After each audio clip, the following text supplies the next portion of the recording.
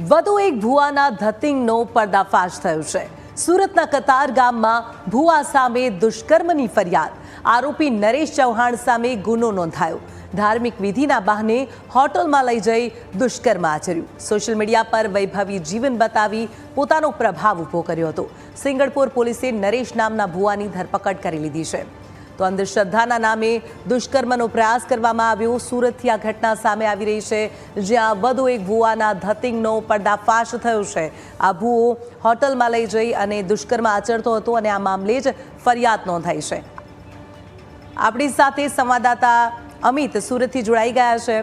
અમિત, અંધશ્રદ્ધાનો પર્દાફાશ થયો છે, વધુ એક ભુવો ઝડપાયો છે કે જે હોટલમાં લઈ જઈ અને અંધશ્રદ્ધાના નામે યુવતી સાથે દુષ્કર્મ આચરતો હતો। શું વધુ જાણકારી સામે આવી રહી છે?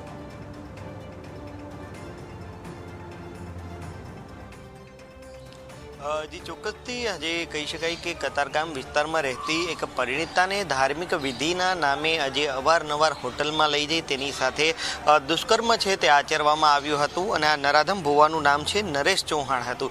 જો કે આજે પીડિતા હતી તે ભુવાથી એટલી ત્રાહિમામ પોકારી ઉઠી હતી કે તેને અંતે પોલીસની મદદ લેવી પડી અને સિંગણપોર પોલીસ મથકમાં આ બાબતે જે છે તે ફરિયાદ નોંધાવી છે। મહત્વની વાત છે કે યુવતી એવા પણ આક્ષેપો આજે પરિણીતા છે તેને એવા પણ આક્ષેપો કર્યા છે કે આ ભુવો છે તે 3 સંતાનનો પિતા છે અને સુરતના અમરોલી વિસ્તારમાં ભાડાના ઘરમાં રહે છે।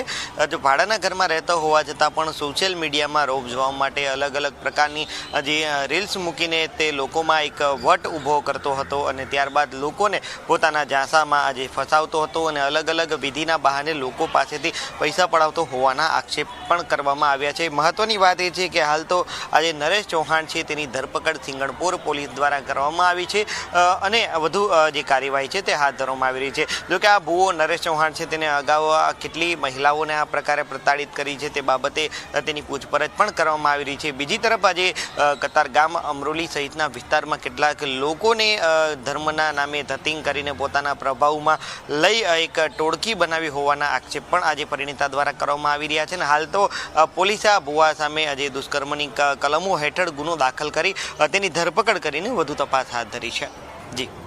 જી અમિત, તમામ વિગતો સાથે જોડાવા બદલ આપનો આભાર।